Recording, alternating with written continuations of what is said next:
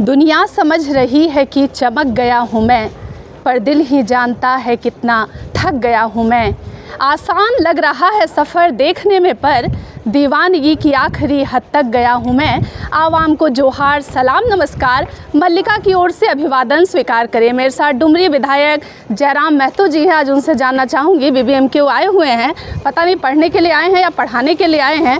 चलिए, पहले तो बहुत स्वागत है सर। जी धन्यवाद। कैसा लग रहा है, BBMQ पहुँचे हैं? देखिए, 24 सालों की झारखंड की हिस्ट्री में हम पहला पर्सन है जो एक स्टूडेंट और MLA दोनों हैं।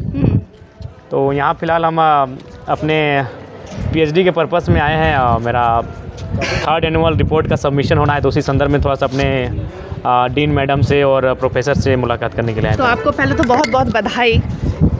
जी, एक चीज़ बताइएगा मुझे, क्योंकि डुमरी के अब विधायक बन गए हैं, पहले आप सवाल करते थे, अब जनता को जवाब देना है, रेडी है ना?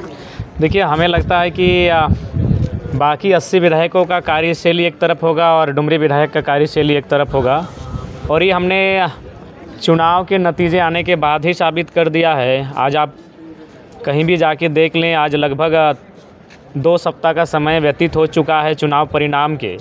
बाकी विधायकों का कार्यशैली क्या रहा है, वे कहाँ है, क्या कर रहे हैं, नहीं मालूम। और अब डुमरी विधायक जयराम महतो की कार्यशैली को देख सकते हैं। हम प्रत्येक तीसरे चौथे दिन जनता दरबार लगाते हैं, उनकी समस्याओं को सुनते हैं, समाधान करते हैं। तमाम जो मेरे विधानसभा के अंतर्गत आने वाले जो सेक्टर्स हैं, डिपार्ट्स हैं, मैं उनका लगातार विजिट करता हूं। और मैं तो अपने कार्य पे लगा हूं, कार्य पे इतना लगा हूं कि आज तीसरे दिन हमें नहाने का अवसर नहीं मिला, आज भी नहीं नहाए हैं। तो शेड्यूल अभी भी उतना ही हेक्टिक है जैसे पहले? बिल्कुल, जो हेक्टिक शेड्यूल मेरा चुनाव के कैंपेनिंग के टाइम था, वही हेक्टिक शेड्यूल मेरा आज भी है। अभी जस्ट देखिए, हमने टेलीफोन किया है कि GT रोड में ही खाना बना के रखिएगा, वहीं खाएंगे और फिर तुरंत हजारीबाग निकलेंगे, यानी खाने तक का समय नहीं है। चूँकि उस समय जो जिम्मेवारी थी उससे ज़्यादा जिम्मेवारी बढ़ चुकी है जी।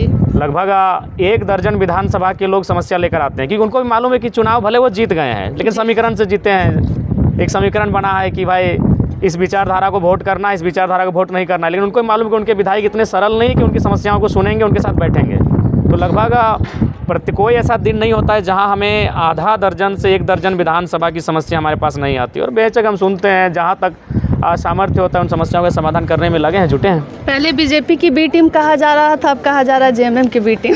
जब एक नए राजनीतिक दल का उदय होता है तो उन पर बहुत सारे आरोपों के बौछार लगते हैं जी। लोकसभा का चुनाव में लोगों ने कहा कि नहीं BJP को फ़ायदा हुआ, आप कह रहे हैं JMM को फ़ायदा हुआ, लेकिन ऐसा कुछ नहीं। हम लोग एक विकल्प लेकर आए। वो क्या कहते हैं ना कि चुनाव में वोट जो लोगों का था कि बुरा और बदनाम, तो हमने बुरे और बदनाम के बीच अपनी पहचान बनाई है कि भाई वोट किसको करना है, एक बुरा है एक बदनाम है, वोट करना किसको है। अब मजबूरी में एक को करना है, उनको बदनाम अच्छा लग रहा है तो बदनाम की तरफ जाना, अगर बुरा अच्छा लग रहा है तो बुरा की तरफ जाना है। लेकिन उन बुरे और बदनाम की भी जयराम आया है जी कि अगर आपको वो पसंद नहीं है तो आप हमें वोट कर सकते हैं, और किया। लगभग 11 लाख से ज़्यादा लोगों ने हमें वोट किया। पूरे राज्य में हमें पहले ही अटेम्प्ट में 7% से ज़्यादा वोट मिला, वोट शेयर मिला।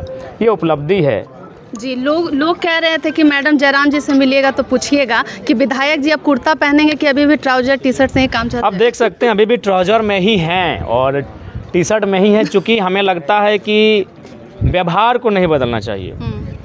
और हमें हमारी पहचान पहनावे से नहीं है, हमारी पहचान ये हाई प्रोफेशनल चीज़ों से नहीं है, हमारी पहचान सरलता से है, हमारी पहचान शालीनता से है। तो वही हमारी ताकत है, वही हमारी पहचान है, वो बरकरार रहेगा। डुमरी के लिए आगे 5 साल के लिए क्या प्लानिंग है?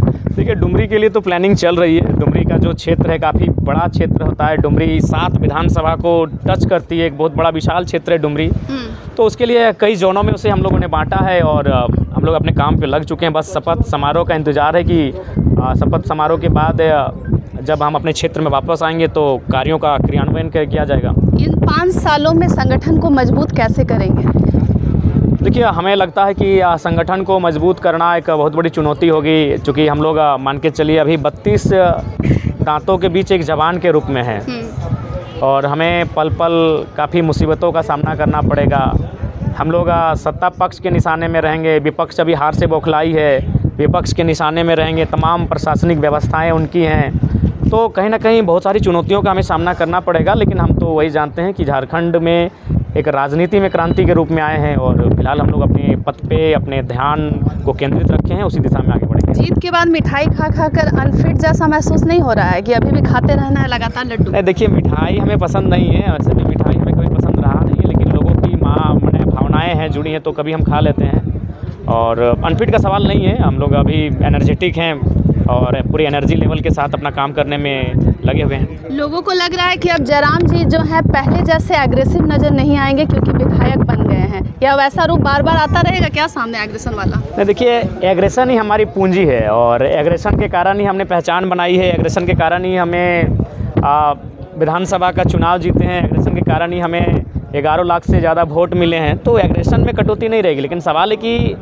एग्रेशन के लिए जगह होनी चाहिए। जहां अगर काम सरलता से निकल जाएगा वहाँ सरलता से बातचीत होगी, अगर सरलता से काम बातचीत से नहीं निकलेगा तो फिर वहाँ एग्रेशन की बात होगी।